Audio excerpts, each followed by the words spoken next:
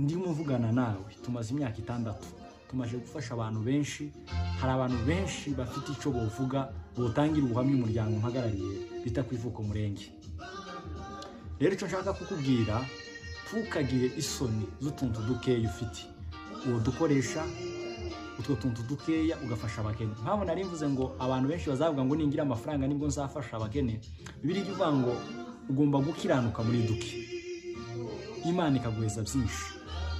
Niba uyu munsi ufite umuhamagaro nawe urakura.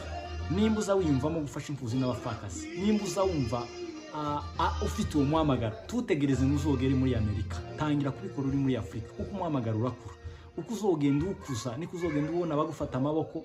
Uyu munsi ndizera ko abantu benshi bazadushigikira, ndizera yuko abantu benshi bazadufata amaboko, ndizera yuko abantu bari hirya no hino muri Amerika, Australia, Canada ushobora kugira igitekerezo cyo gufasha imfubyi. Abantu hano muri Afrika ndahari, amafaranga nzanyafata ayaje yufasha atandukanye kagenda kayageza kuri banyirayo. Ubwo buhamya bufitiwe n'abantu benshi abo nafashije.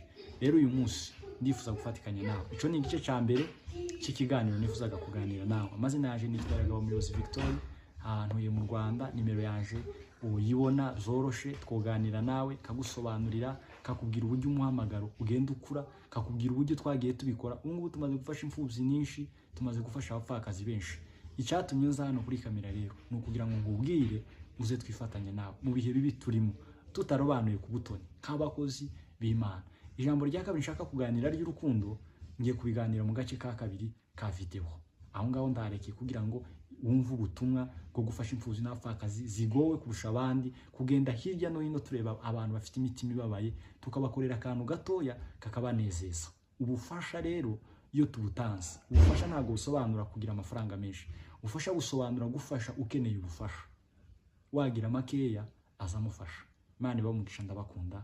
Ciao.